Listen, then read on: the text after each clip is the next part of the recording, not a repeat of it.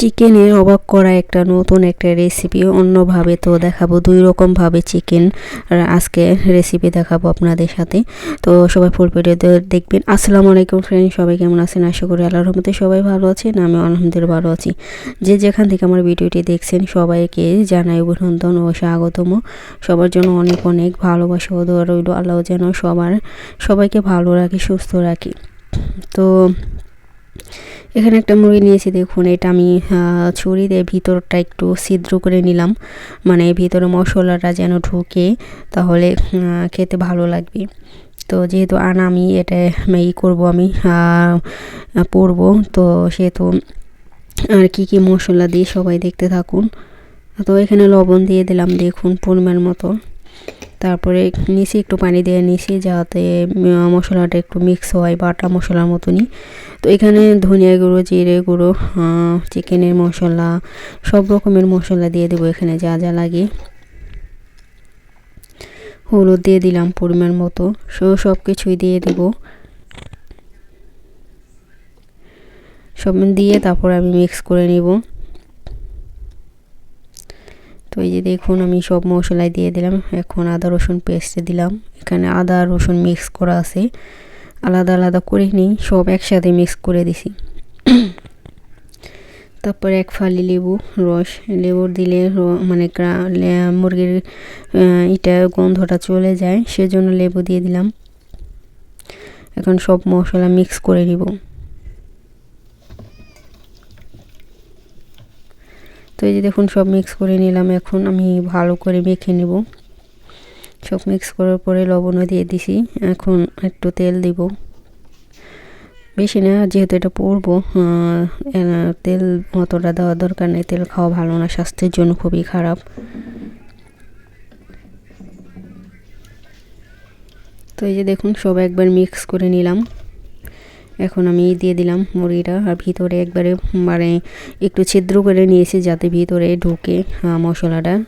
ছিদ্র করে নিলে কি মানে ছুরি বা একটা চিকন কাঠি দিয়ে একটু ছিদ্র করে নিলে কি ভিতরে মশলা ঢুকে আর খেতেও ভালো লাগে।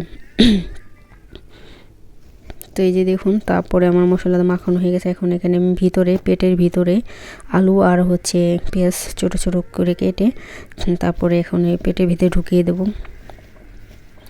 পেঁচে ঢুকিয়ে তারপর আমি অ্যালুমিনিয়াম কাগজে পেঁচিয়ে নেব।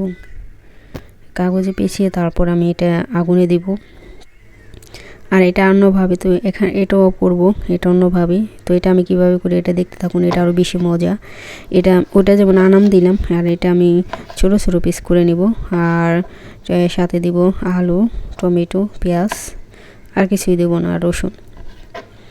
তো এগুলো আমি একটু ছোট ছোট পিস করে নিলাম। তো এটা আবার এটার স্বাদ আবার অন্যরকম, দুটোটাই স্বাদ। এটা মনে করেন রুটি, পরোটা বা গরম ভাত দিয়ে বা নান রুটি দিয়েও খেতে পারবেন আপনারা নাস্তা হিসেবে। এটা ধরেন নাস্তা হিসেবে, এটা রাতের খাবার হিসেবে। তো এই যে দেখুন আমার কাটাও হয়ে গেছে। এখন আমি টমেটোটা কেটে নিব, বেশি দিব না, সবজি দিব না, শুধু টমেটো দিব আর আলু। তো এটা আলু আগে কেটে নিয়েছি আমি, পেঁয়াজটা এখন কেটে নিতেছি, টমেটোটা কেটে নিতেছি। দেখুন সবাই আশা করি ফুল ভিডিওটা দেখবেন, টেনে ভিডিও দেখবেন না কেউ।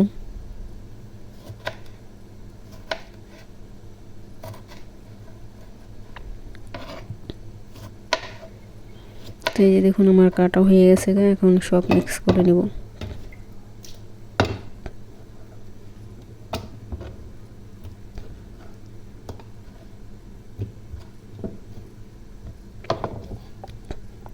তো এই যে দেখুন আমি এখন সব মিক্স করে নিব। এখন সব মশলা দিয়ে দেবো, এখানে যা যা লাগে। এটা কাঁচামরিচ দিয়েছি একটু ঝালের জন্য, তারপরে একটু লেবু রস দিয়ে দিলাম আবার এটার ভিতরে। তো মানে লেবুটা দিলে গন্ধ আসে না, সেই জন্য আর কি।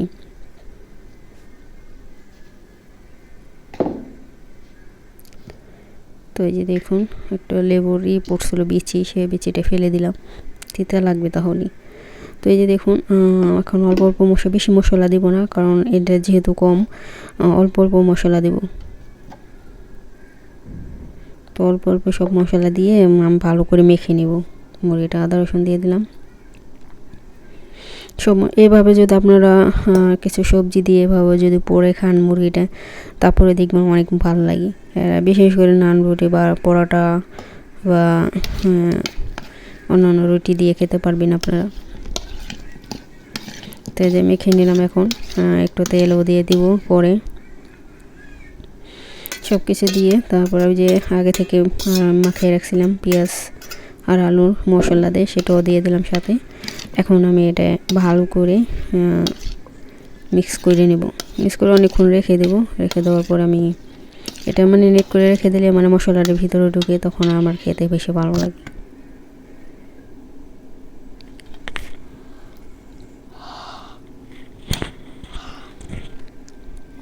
এই যে দেখুন সব মিক্স করে একটু তেল দিয়ে দিলাম, এখন অল্প একটু তেল দিলাম। এখন আবার তেল দিয়ে মাখিয়ে নেব একটু। আর এটা এক্সট্রা মশলা আলাদা এক্সট্রা, ওটা বারবিকিউর মশলা আর কি, এক্সট্রা আলাদা ওইটা দিয়ে দিলাম। তো এখন ভালো করে মিক্স করে নেব। মিক্স করে তারপর আমি অ্যালুমিনিয়াম কাগজে পেঁচিয়ে, তো এইভাবে যদি আপনারা পুড়িয়ে খান বা ভাপ দিয়েও খেতে পারেন, ভাপ দিয়েও খেলে ভালো লাগবে। তো এটা ধরেন ভাপা হিসেবে এটা এখন কাগজে পেঁচিয়ে নেব। এখন বেশি দেখা যায়, আবার যখন এটা পুড়ে যাবে একটু কমে যাবে তখন।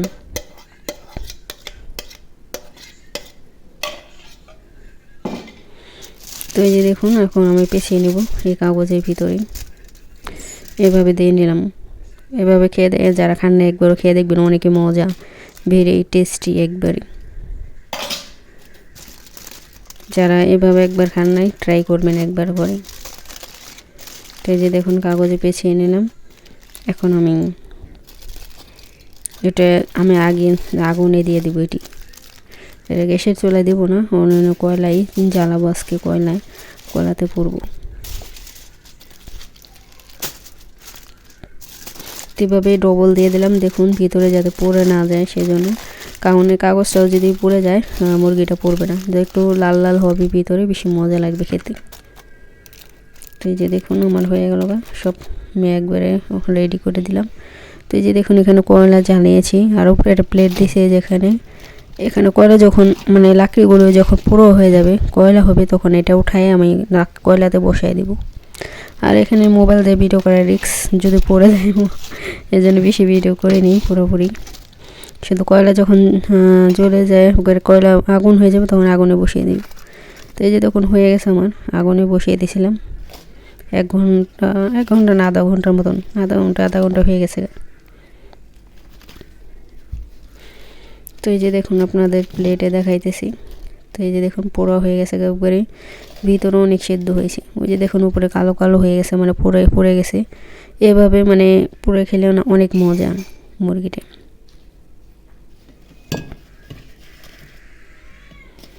তো এই যে দেখুন এটা রুটি দেয়, পরোটা দেয়, খেতে অনেকই মজা লাগে। যারা এভাবে খান না, একবারও ঘরে ট্রাই করবেন, অনেক মজা একবারে খেতে। তো সবাই যারা সুন্দর কমেন্ট করেন তাদেরকে অসংখ্য ধন্যবাদ, এখনই ধন্যবাদ দিয়ে দিলাম সবাইকে। তো এই যে দেখুন হয়ে গেছে। তো এই যে দেখুন কত সুন্দর হয়েছে, খেতে অনেক মজা একবারেই। পরোটাতে দেয় সন্ধ্যাবেলা নাস্তা, এটা আমাদের। তো সবাই ভালো থাকবেন, সুস্থ থাকবেন। আজকের মতো এখানেই শেষ করলাম। সবাই ভালো থাকবেন। আল্লাহ হাফিজ।